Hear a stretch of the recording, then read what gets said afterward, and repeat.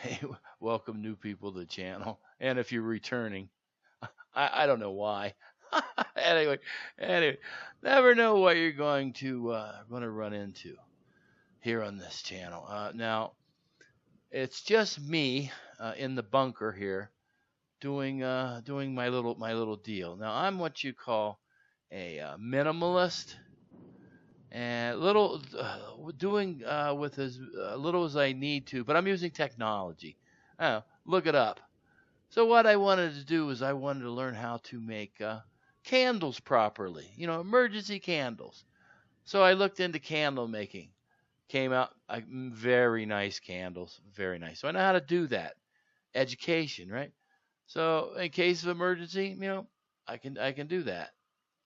The other thing I wanted to learn how to do was these things called tea light candles. I believe that's what everybody calls them anyway. So I learned all kinds of waxes and different things, but these tea light, now they're a little different than votive candles, but here's what I got. I went and I picked myself up a little plastic mold and takes these little things. I can also make my own wicks, and there you go. Now, what would you use these candles for? These tea light candles. Well, instead of me buying sticks and all that kind of stuff, I have an Indian incense burner. Right, very nice. Takes these tea candles and it takes a cup on the top.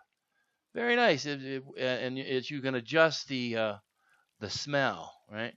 And I use these large chunks. And where can you get them? Oh, you can get them anywhere. You can get them at the religious store. But frankincense, giant bag, real cheap. That's what I use. anyway, anyway, it's preparedness stuff. Preparedness stuff. Now I try to do something prepared every day and work every day. Here's another thing you can do these tea light candles with. You can actually cook with them, dude. Why not? Depending on what you're cooking and how is how many you need to use. The other kind of nifty thing you can do is you can make a little mini heater, right, with the ceramic pots, and it's nice. You can also do your marshmallow, right? Oh, you never know. I had a real good time learning and making the candles and all that. Very awesome. Yeah, maybe a little aluminum foil, right? Haven't used tin in years, but anyway, why not? Why not? So what do you say we get down to some business here? Let's cook something, right? That's what everybody wants to come and see anyway. So what I did a little while ago was I made some roasted turkey with sausage and noodles. Kind of had some leftover roasted turkey. Needed to do something with it.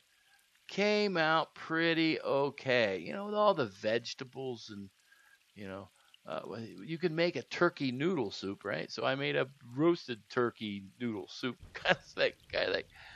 Pretty tasty, right? Not too shabby. Of course, you got to have the crackers with it, right? No big deal.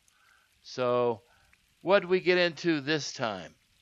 Well, the other day I made a what do you want to call it? A multi-bean soup with noodles, and I kind of mentioned it and called it chili mac kind of thing. Well, it's not really. It's it's noodles, vegetable soup stuff with noodles. Okay. I always like weird questions. So, how do you take multi-bean soup with noodles and turn it into chili mac? Well, here on the bench, I did a chili mac on the left, chili mac with and I dehydrated it, so I made it like a backpacker food. So all you have to do is boil water and let it set. I also did that's it right there. So it's all sealed up, meat, everything's all good, noodles are all cooked. You can simply put this in some boiling water and let it do its thing, right? So what I have in the other is a is the multi-bean soup stuff, right? With just noodles. Now I called it chili bean. Well, that there 620 whatever, 62, 6 whatever was the other one. Now this one here I just did, the other day, but I called it chili mac. So let's turn it into chili mac. What do you think? So these suck vac bags I use, I don't know if you remember, but you used to be able to buy stuff in a boiling bag. And you could just put the bag in water and it would boil and cook, mostly vegetables. So there it is, already boiled up and ready to pour in the bowl. Now, one of the reasons I make my soup kind of generic, like I didn't make this chili right away, because then I'd have bags of chili. So this here is just a generic vegetable soup kind of thing with sausage and noodles. So what we're going to do is turn this into chili, because what is chili? So I always have stuff in those bags inside of another bag, a cheapy, zippy lock. But once it's boiled, I dump it right out of the bowl, or out of the bag rather, into the bowl. Now, as you can see with your own eyes, pretty good, okay looking bean kind of soup. And again, it has sausage in it, not hamburger, but sausage. Pretty okay. So, how do we make this into some type of a salvageable? That's a nice word. Chili.